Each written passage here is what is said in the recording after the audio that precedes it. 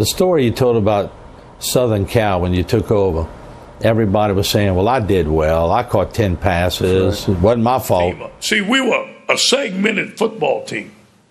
When we'd lose a game, I hear a receiver say, man, I caught 9 balls. Ain't my fault.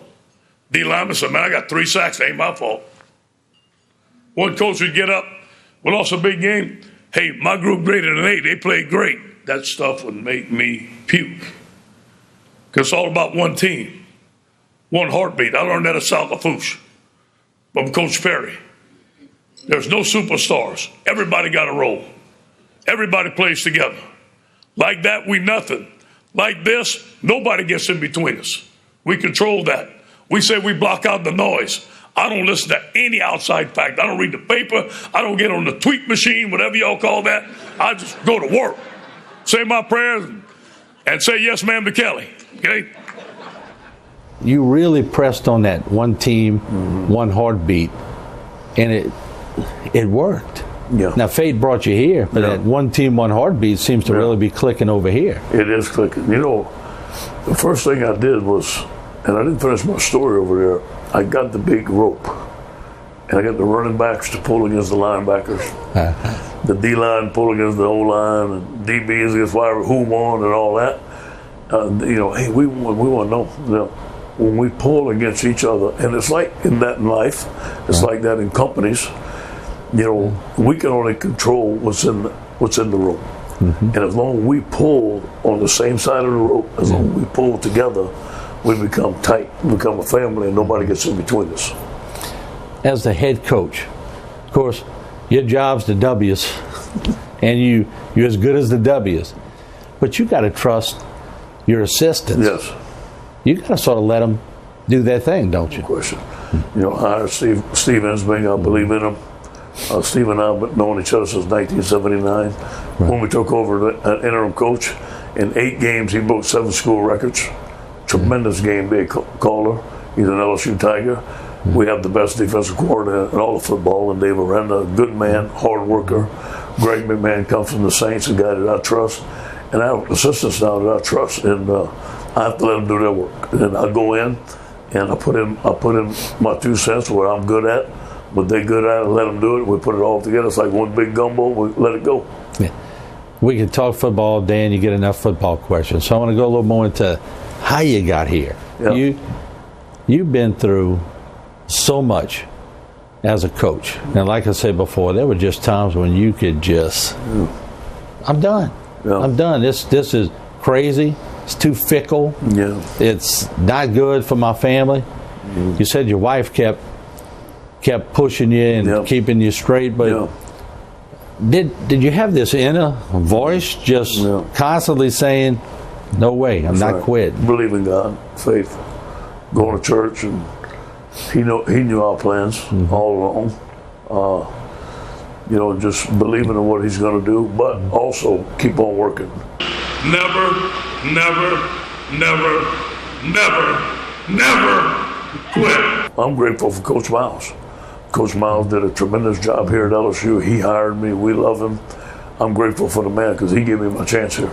When you think about it, and I ask people this question, and some of them go, well, I never thought of that, but are you more focused on succeeding, or are you more scared to fail? Yeah, success. You know, the only way I could fail is if I wouldn't go to church and I wouldn't be a good family man, and I'm going to do that.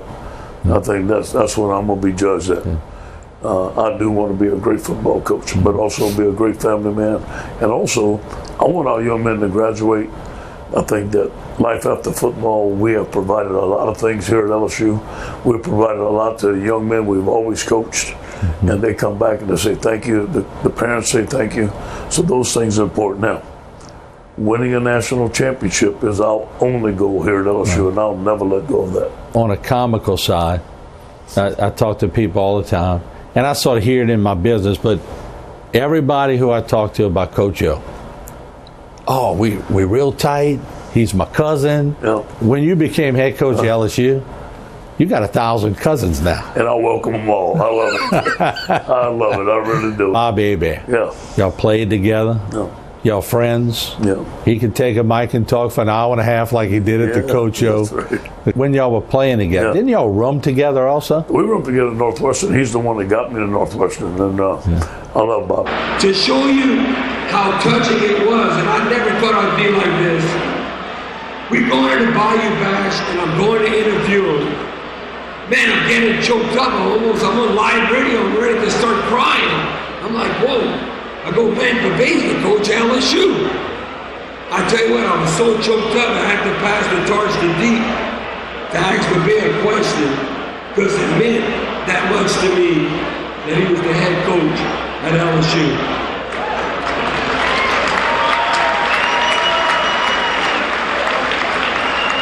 He's a competitor. Yeah. Every quarterback that I recruit, I want him to have the intangibles that Bobby Hebert had. Yeah. He had all the intangibles of a great quarterback. But once again, I go back to that Ralph Perry tradition. Was Ralph Perry, was he one of those kind of guys that just got on you at practice, or did when he spoke, you knew exactly where he was coming from? Both. Yeah. We all respected him. But we also, when he would shake his head, that big red head would start flapping, and he smoked those cigarettes. But, you know, he did it through hard work, and he had a great staff. Yeah. I mean, Coach Earl Bourgeois was one of the great defensive line coaches I ever had. Griboy, Coach Boudreaux, Coach Camo, Coach Roll Pete. I mean, they were a family. You could tell, you know, they'd eat together, they'd work together. We just admired our coaching staff from afar. And then listen, we had Tommy Robichaud, Dean David, we had Al Joseph at LCO, T. Paul Pierce. Yeah. Those guys were great coaches at junior high. Yeah. Did you learn more from your wins, or did you learn more from your losses? We had some tough practice in South Fuji. We had some tough competitions. I think we grew as men in practice. Now, you know, you always remember the championships. Right. I always remember that. But as a coach, as a player, I remember the wins. As a coach, you always remember the losses. Yeah. And then you had to go down, play Central Lafourche every year. Awesome. That was a snot-nose hitting football game every year in the packed stadiums. In the packed stadium. I remember going against Gerald Ogeron, man, it was a big deal. Yeah. They were always a good football team.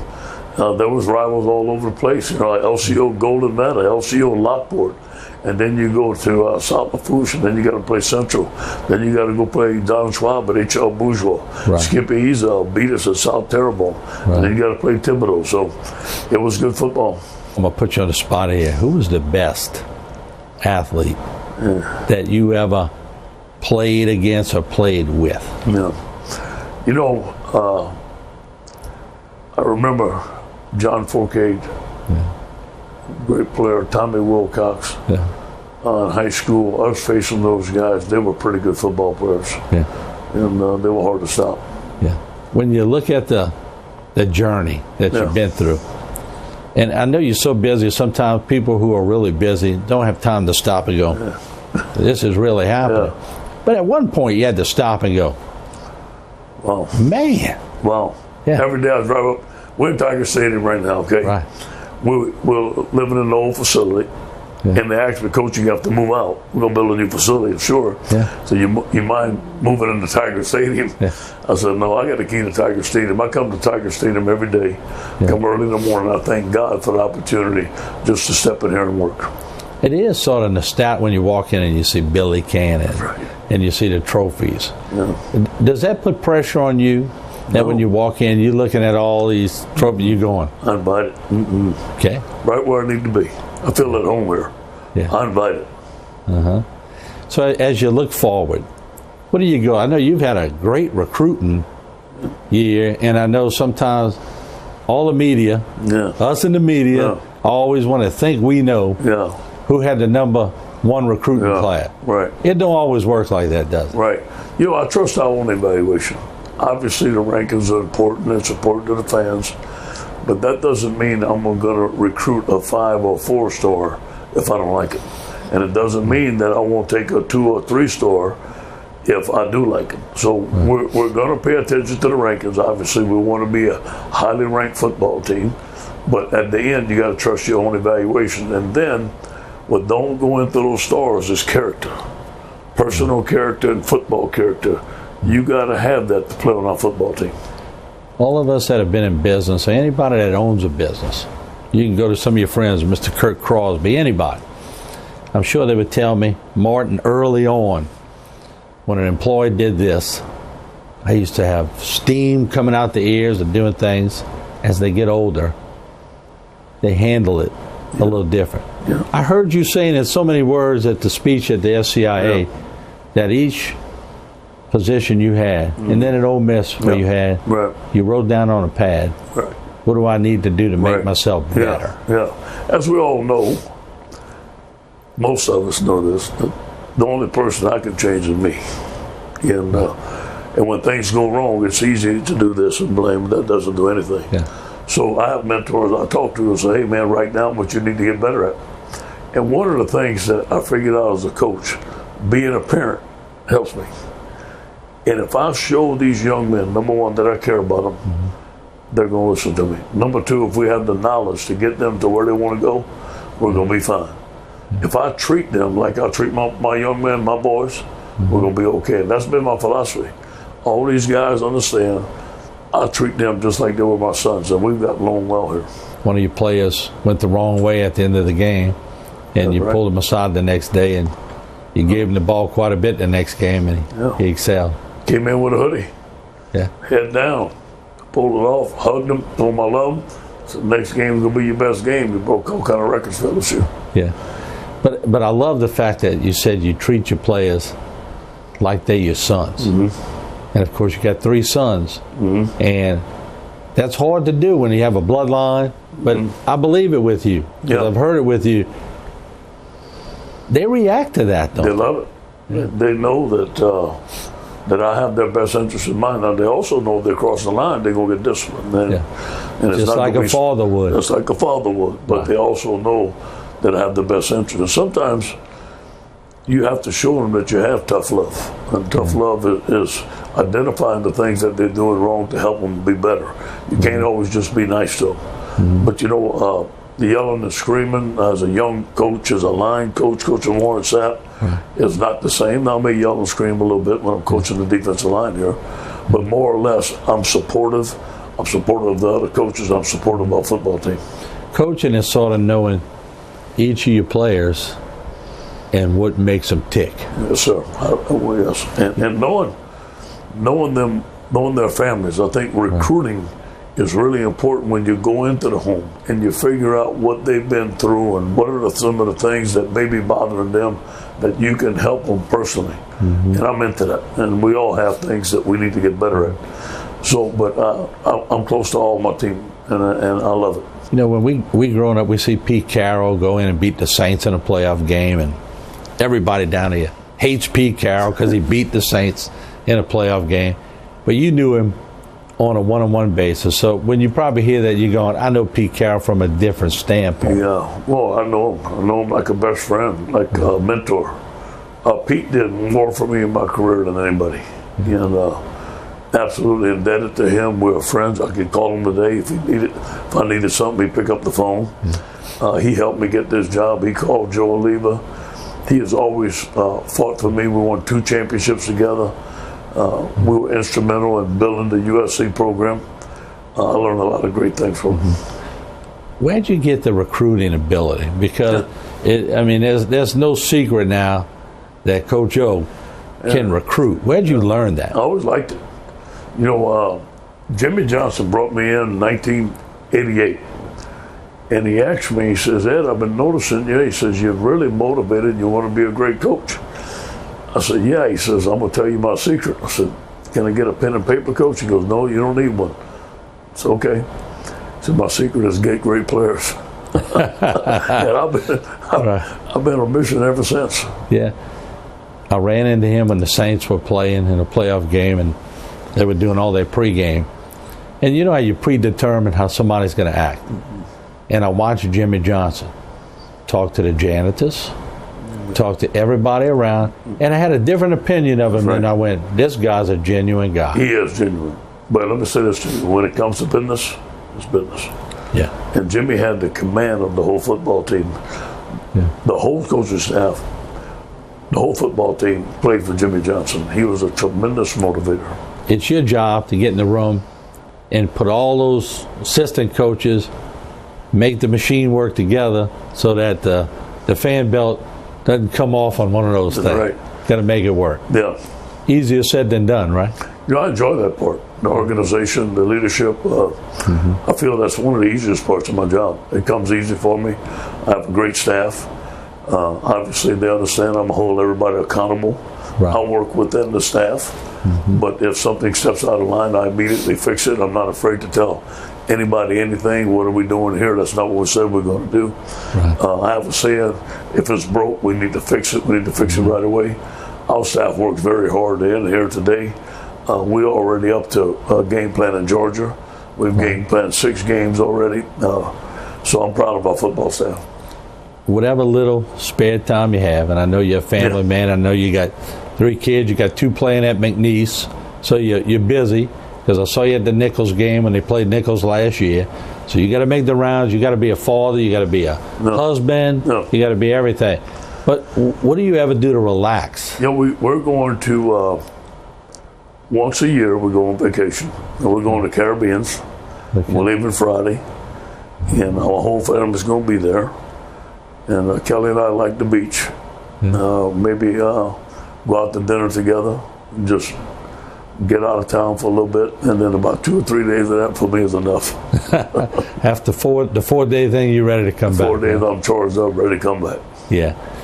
If I were able to sit down with Jimmy Johnson and Pete Carroll and we could, Les Miles, go down the list, and I said, what drives Coach O? What's the one thing that makes Coach O excited and motivated? And then on the other hand, what's the one thing that will set him off? What do you think they would tell me? I think that they tell you how much I love football. I mean, that's. Some people like football. Some people like being a football coach. I just love football. I love coming to work every day. I think on a consistent basis. I have high expectations of my players, and if they don't do it right, I'm not happy. And I'm just very demanding. When you go into somebody's home, they're letting you in their home. Yeah. And I know you say different walks of life.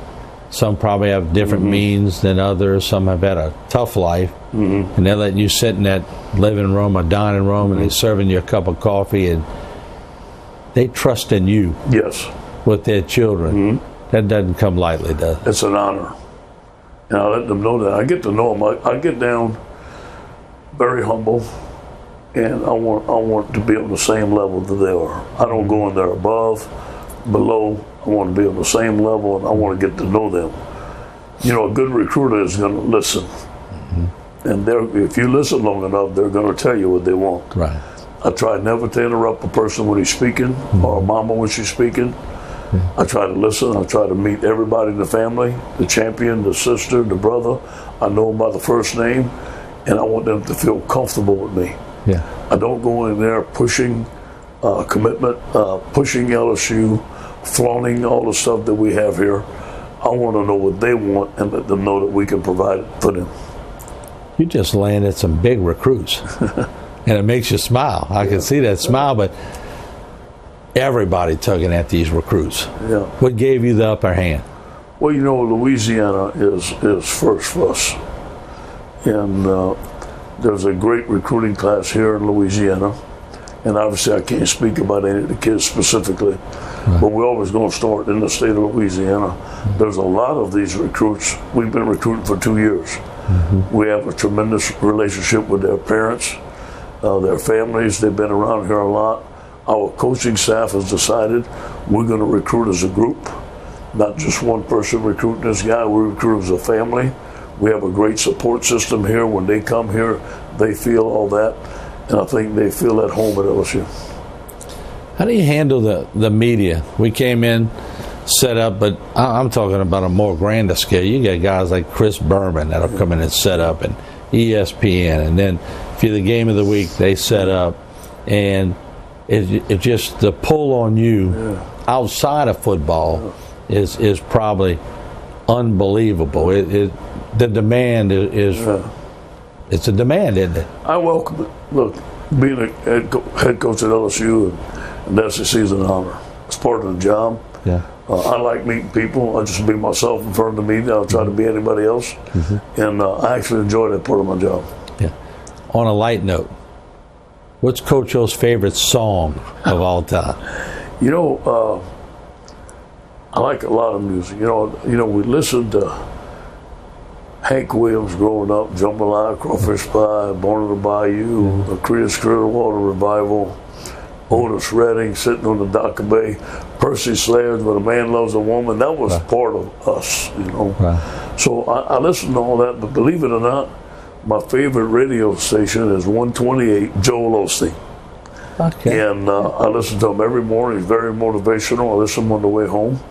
So as you get older, you kind of listen to those motivational, and he allows Christ in your life, and those things are important to me today. When I went back in my editing room and I listened to your SCIA speech, I went, Coach O's pretty doggone funny.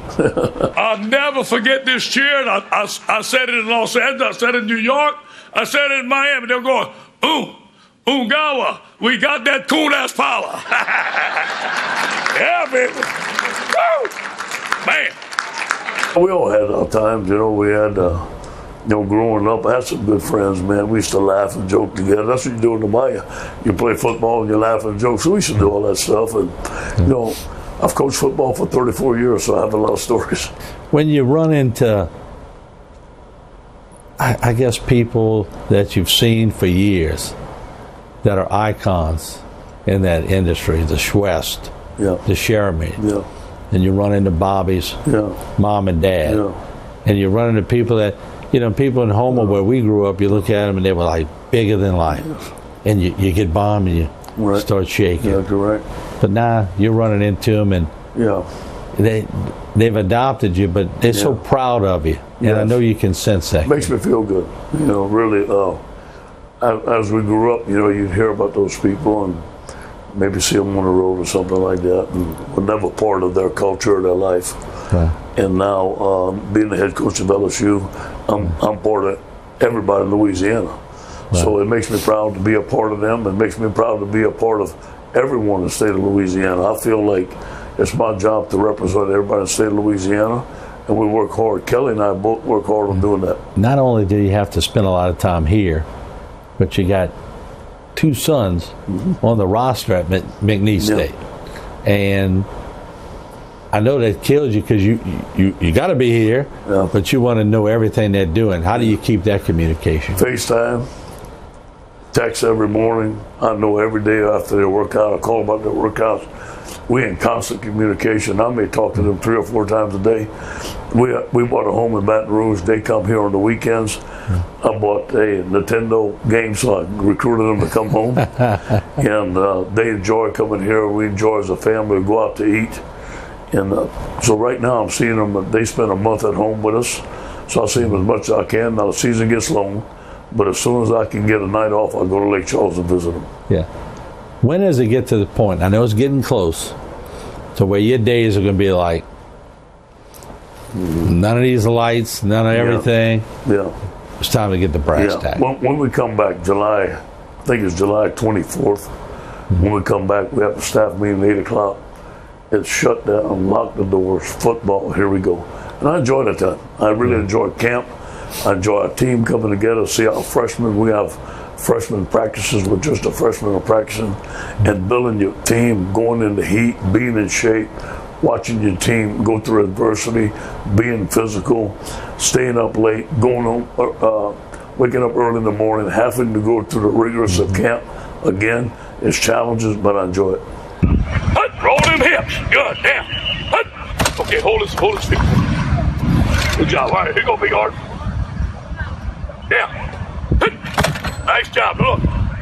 Elbows in, thumbs up, supinate. Hold this thing right here for me, okay? Set. Way out. Good job, man. Get your eyes up. Give me one more. Down. Nice job. Jog it over. The Coach O day. Yeah. We were set up. We were going live. I knew there was going to be a buzz. When we went meet with the committee and they gave us whatever we needed to set up our stuff, I said, I knew it was going to be electric. I didn't realize it was going to be that electric. I was so proud. I was so proud of our community. That was one of the most electrifying events I've ever been to.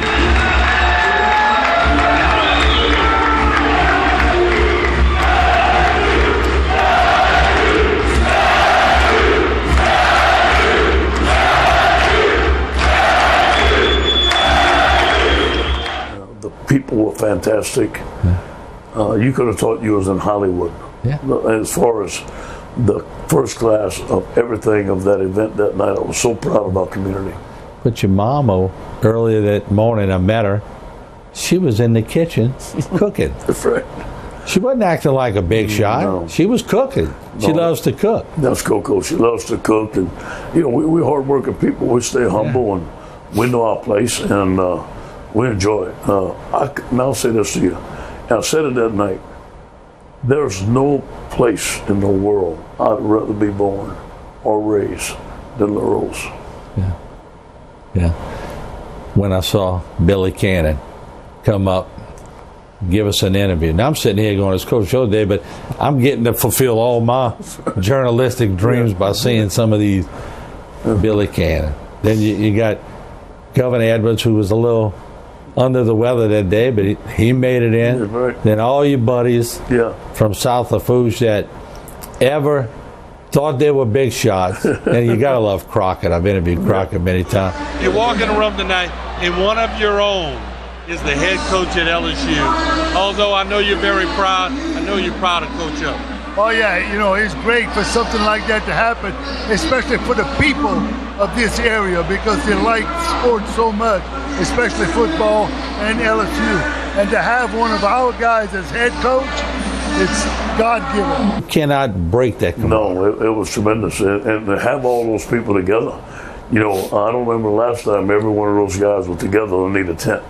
Right. And it just brought us all together and just goes to show the greatness of South Lafourche and all the great people that South Lafourche has produced, that we could go out in the world from that tiny little Cajun town and bring our culture and compete anywhere in the world. Made me proud. If I was able to get Coach Perry down, I was able to get your dad down, and all the ones that I know you played with a few guys, David Dillon, remember him, heck of an athlete. He was the best player on our football team. Heck of an athlete. Yes, he was. Vorney O'Quinn. Great athlete. Yeah. Just about everything you give him, he was good at. That's right. But if I were able to get them in a room, I said, give me one word to describe Coach O or Bebe. Yeah. What do you hope the one word they would use would be? Relentless. Relentless. Ain't gonna stop. Well, when you look at your career, you have been pretty relentless, haven't you? Going to continue to be it. Yeah.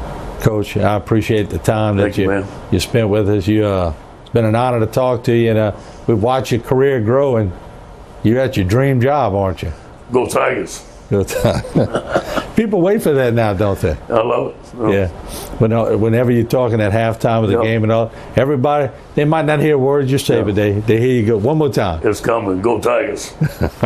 Coach, thank you so much. Thank you, man. Appreciate it. God bless, my friend. Same to you. All right, man.